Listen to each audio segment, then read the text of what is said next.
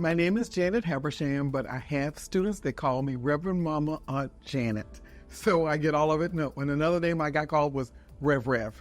Don't know where that came from, but those are my names. That's my name, Janet. My journey, actually, believe it or not, was a good journey.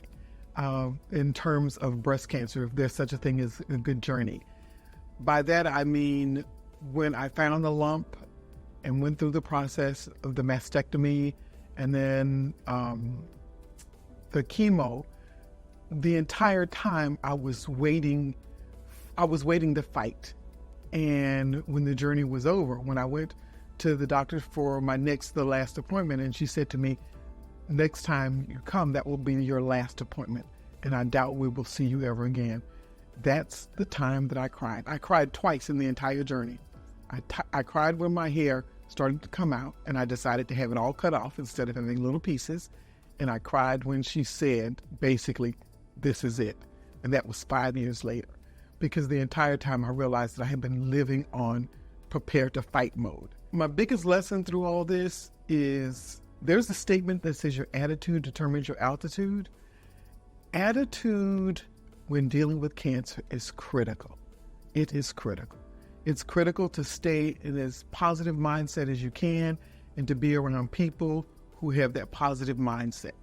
One of the things that I decided early on when I realized that I had a lump in my breast, and I wasn't confirmed that it was breast cancer, but just in case, I remember this statement: if I die, I die. But one thing that will not happen is I will not quit. So to have that mindset, just to put one foot in front of the other every day, take each day one day at a time. Don't think about what's going to happen in the future, and you can't do anything about what's going to happen in the past. Just deal with today. Today's chemo, today's side effects. Don't worry about anything else, just today. Food has played a critical role. Just before I was diagnosed with breast cancer, I switched to a vegetarian diet. One of the things that became more important through the journey for me was to make sure that I included a lot more vegetables than normal, a lot of, as much as I could, of raw vegetables. And instead of being so much strictly vegetarian, at which point in time I might flavor butter or something like that, I actually started to switch toward vegan prep for my veggies, and found out that I absolutely love vegetables cooked vegan style. And one of the things that happened, I'm a Southern girl. Being a Southern girl, vegetables were laden with meat. One of the things is I started to play around with spices. Playing around with spices, I realized that meat really is, especially for vegetables, if you're Southern, it's that smoked flavor that you're looking for. It's that smoke flavor. So I learned how to play around with my vegetables and master getting that smoke flavor inside my vegetables without the meat. And it got to the point where now when we get together for family gatherings and it's Thanksgiving time, somebody cooks vegetables with meat and then I cook vegetables without meat. And I noticed that family members, especially younger family members, all gravitate towards the vegetables without the meat. They all gravitate towards the vegan. Janet, did you cook some vegan greens? Janet, did you have some vegan peas? If you've never tried it, try it. Try it. You will be surprised. And your stomach will love you for it and will get upset if you try to do anything else.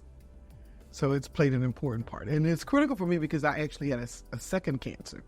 So with that second cancer, I was already prepared to do that vegetarian fight, that vegan, and push more and more vegetables in my system. So you chose 2 recipes for the book. One, I love the title, Dad's Holiday Dressing. And the other is Southern Greens. So tell me why you chose those 2 recipes.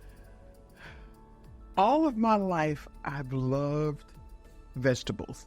And one of my favorite has always been collard greens. I'm just telling you, collard greens. I'm from Savannah, Georgia. My parents are from the country. This is the way you got greens. They cut them out of the garden. They were phenomenal. So I always loved greens.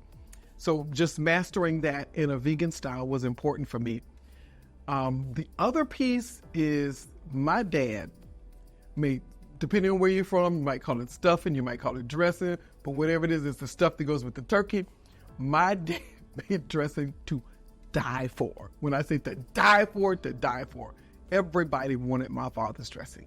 We could be someplace out of town, my dad could bring some dressing, and somebody could take a bite, and somebody go, that's my Uncle Johnny's dressing, that's my Uncle Johnny's dressing. But the key to his dressing, what made him so good is, it was loaded with fat. It was loaded with turkey drippings and all the juice off the turkey. And I mean all of the juice. They made extra juice to make sure that dressing was good and greasy.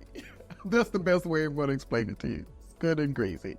So what I love about that recipe, I ask you all to give me recipes in its natural state. Don't change anything. So one of my goals as a registered dietitian was to take that recipe and make some modifications. So I hope you approve of it. I hope your daddy will approve of the adjustments that I made to it. I'm sure he will, because I'm looking forward to the cookbook, and I'm looking forward to your recipes and how you modify them. What I want people to feel is a sense of ownership and a sense of empowerment. One is looking at the recipes not only that are in the cookbook and how to work with those, but when you start to see what other people have done with different things, you can start to figure out how to do things with things that you cook on your own inside your house. You start to know what spices and what seasonings go in to make it different. And I'm going to say it one more time. Once you switch your palate and you understand how wonderful vegan food can taste, knowing how to use the seasonings, trust me, you won't go